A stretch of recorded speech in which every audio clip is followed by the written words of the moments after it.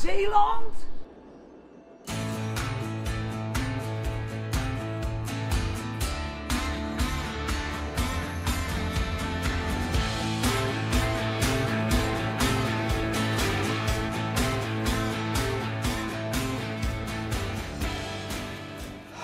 Oh jee, daar heb je nou die cameraman alweer. Goedemorgen. Goedemorgen. Zoutelanden. Heerlijk hier, hè? Gewoon aan zee. Kijk, en daar een gotisch kerkje. En de zon, prachtig mooi allemaal. En hier, weet ik, kunnen we gelijk doen. Het ziet er een beetje sober uit. Kijk, dit hier. Dit is een waterput. En ik zal jullie vertellen, in 690 kwam Willy Broorders, Sint Willy Broorders, het christendom naar Nederland brengen. En in dit geval heeft hij hier met een stok in de grond een kruis gezet. En toen kwam er water. Dat is een beetje jammer. Want stel dat het wijn of bier was geweest, dan had dat christendom een waanzinnige vaart genomen. Dus het duurde ietsje langer, maar toch. Goedemorgen. Vandaag gemeente Veren.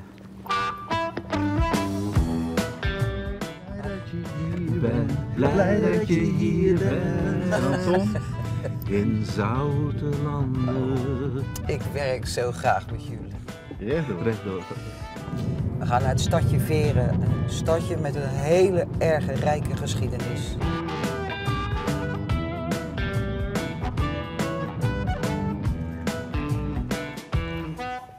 Zo mooi, hè? Kijk, jongens. Je zal hier wonen. Ik neem aan dat dit het stadhuis is. God, dit is toch ook... Het lijkt wel suikergoed. Echt zo verschrikkelijk mooi. Wat een prachtige stadje.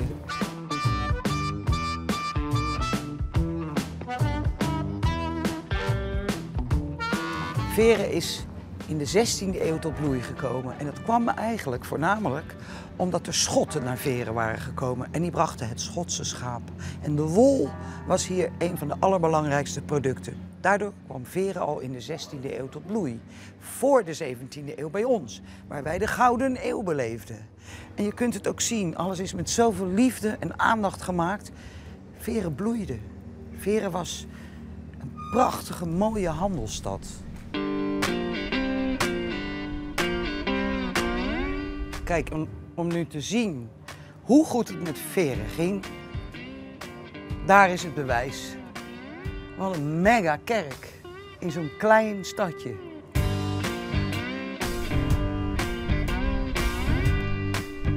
Peter? Ja. Hey, hallo. Hi, Peter. Peter, hi. Ben jij stadshistoricus? Ja joh, ik weet alles over Veren. Over iedere steen kan ik hier gewoon een verhaal vertellen. Dus vraag maar raak. Nou ja, ik vind het om te beginnen, wat is het een vreselijk grote kerk voor zo'n kleine plaats. Enorm hè? Ja. Waarom zo groot? Nou ja, je moet je voorstellen, kijk, toen Veren ontstond, Ja. zo rond 1300, kwamen er echt heel veel mensen naartoe. Ja, ik vergelijk het altijd een beetje ook met Rotterdam. Weet je, in diezelfde periode is Rotterdam ontstaan. Hetzelfde ook, deze kerk bijvoorbeeld heeft dezelfde omvang ook als de Sint-Laurens van Rotterdam. Ja, nou, dat kan je echt dus wel je zien. Kan zien hè? Ja. Dus, Maar Rotterdam groeide door. In Veren kwam de welvaart uiteindelijk tot stilstand. Tegenwoordig wordt de kerk als evenementenlocatie gebruikt. Voor exposities, concerten. En je kunt zelfs vanaf de toren bungee jumpen. Maar er is nog iets bijzonders te zien. Peter is er trots op en ik vind het ook te gek. Ja, gaan we eens eventjes Gries wakker maken. Gries? Ja, Gries. Ja, Gries? Gries, ja, het is een grijze kat. Griezelen met Griezel Gries. met Gries. Nou, ik zou zeggen, vrij aan jou de eer. Doe de deur open en dan... Oh, mine Güte. Ja joh. Ja Nou, joh. daar ligt hij dan. Ja, een liefie hè? Ja. Nou, liefie. Hoe is dat beestje hier gekomen? Op de voorpagina stond het. Van de krant. Van de krant. Zo van, Veerse kerkkat ligt bij een antiquaire in Utrecht. Ach.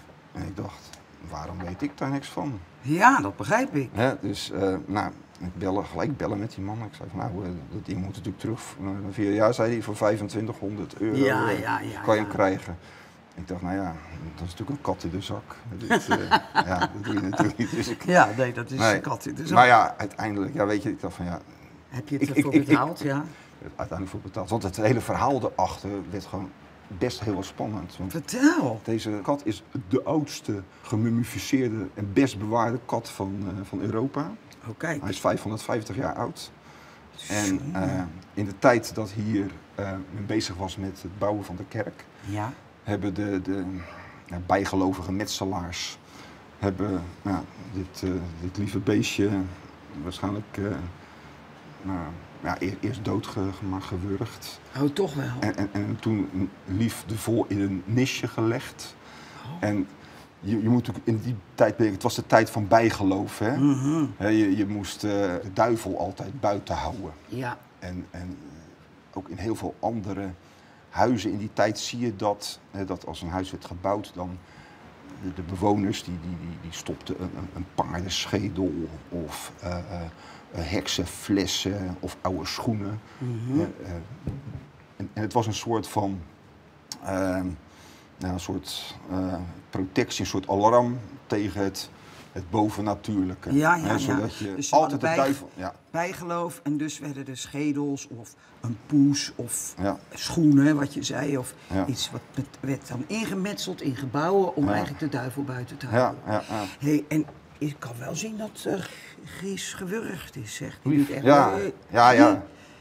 In 1958 toen waren hier metselaars ook met restauratie bezig. Ja. En toen heeft metselaar Luik uit Veren heeft dat beestje toen achter steentjes gevonden. Heeft hem naar de burgemeester gebracht. En toen is hij gaan reizen. En toen is hij gaan reizen, ja. En nou is hij weer thuis. Uiteindelijk. En dat is, je ziet daarom ook gewoon van dat glimlachje, dat hij denkt, hè.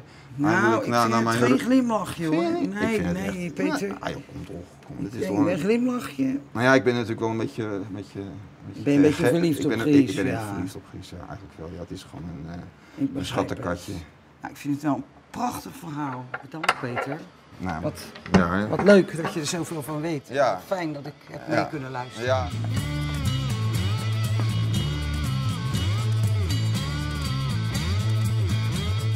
Jongens, we gaan een stukje varen. De Bruine Vloot van Zeeland ligt in de zomer bij de sluis van Veren. Kijk, bruine zeilen, bruine schepen, daarom heet het natuurlijk de Bruine Vloot. De Stichting Behoud Hoogaars beheert en onderhoudt deze houten zeilboten. En je kunt er nog steeds mee varen. Hi. Hoi, Johan. Johan, ik ben Free. Wat zijn die schepen prachtig mooi, zeg. Ja, hè. Ongelooflijk. Mooier dan dit toont het zich niet, hoor. Nee, hè? Heet het de Bruine Vloot omdat de zeilen bruin zijn? Ja. Dat is de reden, hè? Ja. Dit zijn, op één naam zijn het oorspronkelijk allemaal vissersschepen. Hey, en mag ik me misschien voorstellen? Ja. Dit is Willem. Los, de Hallo, voorzitter Willem. van de SBA. Oh, wat geweldig, Willem. Wat een mooie tak van sport, zullen we maar zeggen, hè? Echt meesterlijk. Dit is de Hoogaars, hè? Hoogaars en de hengst. Dat zijn typisch Zeeuwse schepen, scheepsvormen. Ja. Die hun afmetingen ontleend hebben aan de specifieke eigenschappen van die Scheldedelta. En dat zijn betrekkelijk korte reizen geweest met veel tijdverschil, veel laag water. Ja. Er werd ook veel gevist op laag water. En dat Hoogaars, heeft dat nou met de hoge kont te maken? Ja. Dus het is echt Gewoon ook een aars. beetje gewoon een beetje hoogaars eigenlijk. Ja. Dus toch, ik dacht al dat is een geintje, maar het klopt nog echt ook. Ja. Nou, we gaan vandaag met de Ierse K36. Ja. Dat is eigenlijk het enige nog authentieke vissersvaartuig wat er nog in Zeeland rondvaart. Goed zo, kom maar. Kom maar. De oprichters van de stichting hebben dit als wrak gekregen in 1990. En dat is eigenlijk de start van de stichting geweest, namelijk de wil om dit ding weer te restaureren en op te knappen. Kom maar. En dat is gelukt. Ja, voorlos. En met de Ierse K36 gaan wij het Veerse meer op met de vrijwillige bemanning van de stichting. Deze schepen in zeg maar zeggen, het begin van de vorige eeuw, rond 1900, waren er in de Scheldedelta meer dan 1000. Meer dan 1000? Ja, vissersvaartuigen, maar ook voor vracht, voor lokaal veerdiensten. Het was privébezit natuurlijk. Het was privébezit, maar het was natuurlijk een groot eilandenrijk. En dus niet alleen de visserij, maar ook alle verbindingen. Met het schip? Allemaal met dit soort type schepen.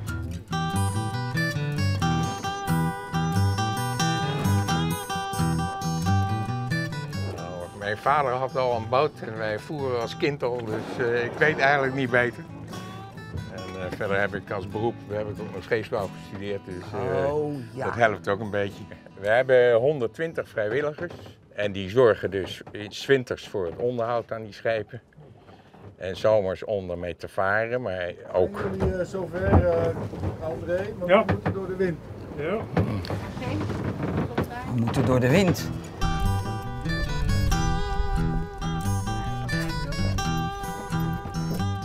Wat heerlijk. En wat een geluk dat ik weer even aan het roer mag. Ja, daar gaat hij.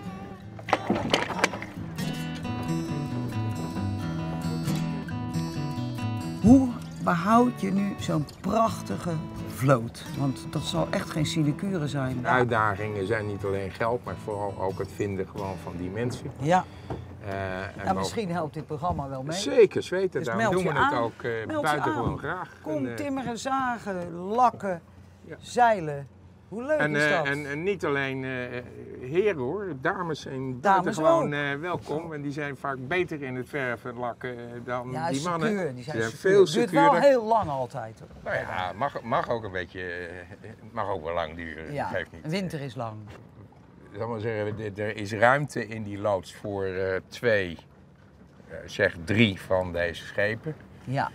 Dus dat betekent gewoon, we hebben er een heleboel dat ze leggen zo'n 2 maanden binnen, 2,5 maand. En dan worden ze helemaal geschuurd, opnieuw in de lak gezet, zeilen nagekeken, masten gecontroleerd.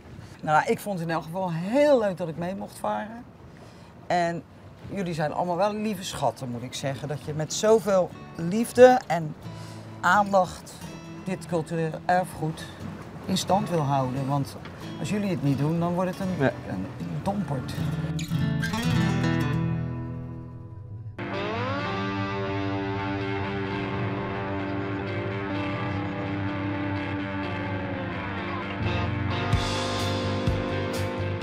Domburg, hele chique badplaats. Vroeger was dit ook een kunstenaarskolonie. Aan het begin van de 20e eeuw kwam hier Jan Torop, Mondriaan, die kwamen hier schilderen. En dan, wat schilderden ze? De duinen, het strand, de klederdracht. Maar vooral het Zeeuwse licht wilden ze vangen. En daar gaan wij naar op zoek. Zeeuws licht.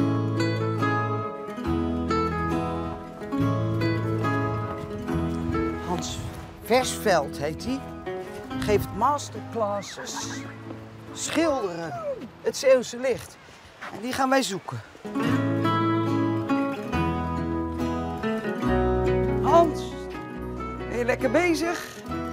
Hey, Vlee. Oh kijk, dat is wel helemaal het impressionistische beeld van waar we nu naar kijken. Ja, dat is dat. Die mensen zijn net, hij ligt er nog. Zij zijn net even aan het zwemmen, denk ik.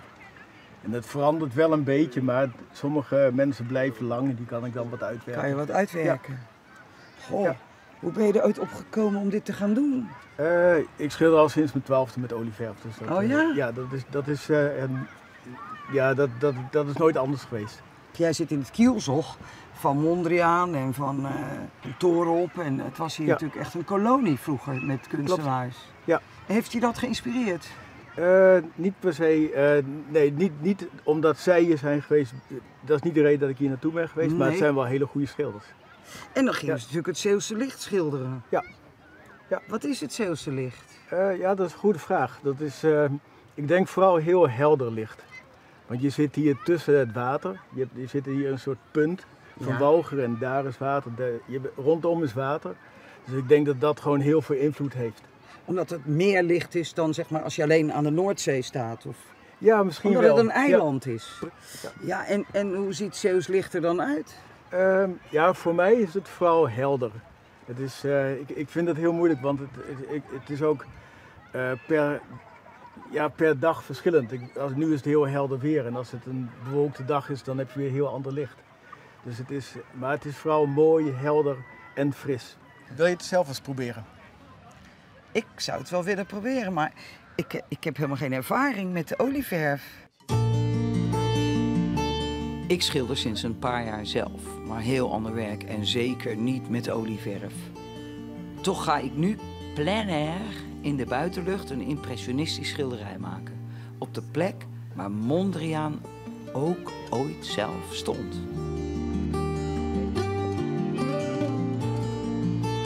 Vind je dit een mooi onderwerp? Dit, de zee, de palen, hopelijk Ja, de meer zeker. erbij. Nou, ik ga maar gewoon beginnen. Want... Ja, doe eerst de horizon maar. Oh ja? Ja, dat is het belangrijkste. De horizon is het belangrijkste. De horizon mag iets minder zwart. Dat is namelijk het probleem met die olieverf, vind ik altijd. Je kan het niet echt nog een keer echt overdoen, hè? Jawel hoor, Jawel. met olieverf kan alles. Ook hier zit het ook. Ja, dan wordt het belangrijk. Want Ja. dan zie je de perspectief. Precies. Maar ik word er zenuwachtig van als er op mijn handen gekeken wordt. Niet doen. Als je op het strand staat, dan word je heel de tijd op je handen gekeken. Ja, daarom zou ik dit nooit gaan doen. Ja, Echt maar nooit. op een gegeven moment went het. En die mensen die je les geeft, die krijgen dit allemaal voor de kiezer natuurlijk de hele tijd. Ja, maar dan werk ik iets meer vanuit een demo en iets meer gestructureerd. Dus dat gaat altijd heel goed. Hier kan je straks verder mee gaan, maar eerst moet de rest. Oké. Even kijken hoor. Dan gaan we iets blauwer. Ja, ik doe hier toch nog even, sorry. Ik heb toch iets eigenwijzigs in me. Ik vind het moeilijk, joh. Mijn eigen stijl is heel anders. En dan sta ik lekker thuis, veilig, in mijn eigen atelier. Waarom ben je eigenlijk zo gaan schilderen? Ja, vroeger wilde ik heel graag schilderen zoals Rubens. En gewoon de oude meesters. En die vind ik nog steeds geweldig mooi.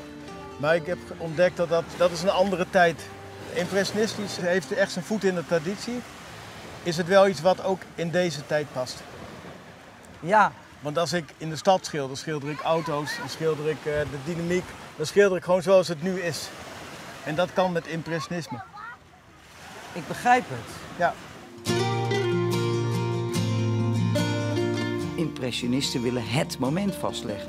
En dat is wat ik nu ook probeer. Oké, ik denk dat ik het hier maar even bij laat. Is goed? Want het is natuurlijk eigenlijk nog lang niet af, maar het is ook heel moeilijk, vind ik. Ja. Het is gewoon mooi wat je hebt gedaan. Het is goed wat je hebt gedaan. En als je dit vaker doet, dan wordt het vanzelf steeds beter. Ja, je moet er gewoon Ja. de slag ervan krijgen, dat voel ik wel. Ja. Ja. Het is toch heel wat anders dan zoals ik gewend ben om te werken ook. Dus Ja. ik moet mezelf echt mijn handen afhakken af en toe. Want Ja. ik wil gelijk, ik vergeet eigenlijk gewoon dat ik moet kijken zelfs. Ik ben zo gewend om alleen maar naar mijn doek te kijken. Ja. Heel erg bedankt in ieder geval. Graag Ik vind gedaan. het ontzettend leuk dat je me dit Ja. even dit laten doen. En leuk dat jij de moeite nam Nou, om het te doen. zeker leuk, ja. Maar ik vind het heel knap van u, mevrouw, dat u dat gemaakt hebt. Dank u wel, meneer. Ja. Alle Ik neem begin hem is toch moeilijk, mee. maar u wordt toch een groot talent. Dank u.